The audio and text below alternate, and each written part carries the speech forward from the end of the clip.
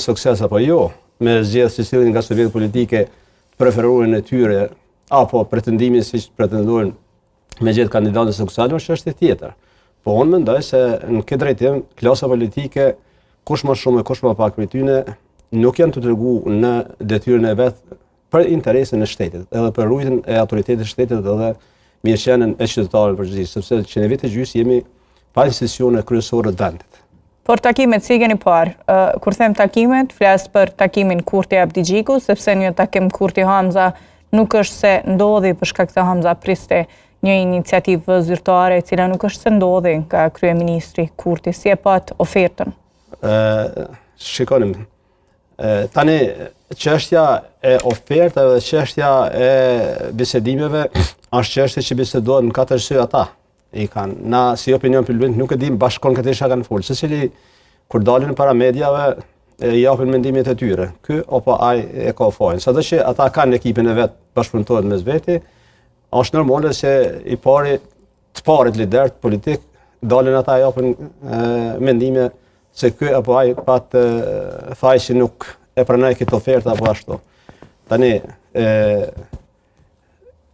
mendimi im ka qenë që nga viti i kaluar, kur ka fillu konstituimi i parlamentit që su në zgjedhshëm krye parlamentarin, që në këtë situatë, me këta numra, atëherë që kanë qenë, edhe tash që në kriju, nëse nuk kanë një dakordim, një mirë kuptim, një gjetës të zgjidhjes mirë kuptueshme mes veti, është vështirë për të zgjedhur presidentin. Në vendet të pas parasysh çështjet kushtetuese që kushtetuta ka rregulluar në mënyrën e zgjedhjes së presidentit.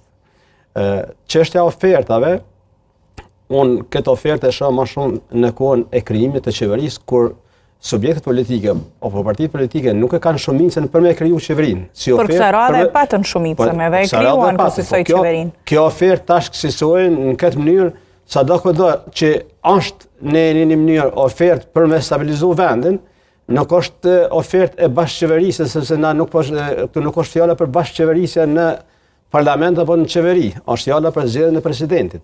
Tash zgjedhja e presidentit i ka kushtet e veta kushtetuese, normat kushtetuese që e kërkon që t'i ketë 2/3 të deputetëve në mbledhje.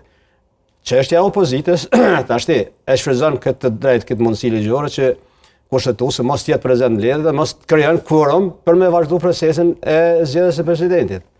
Tani lind pyetja, a kush ka fajm aty për më shumë? Unë për veti gjykoj se deputetët kanë falë këtë drejtim që nuk e kryjnë misionin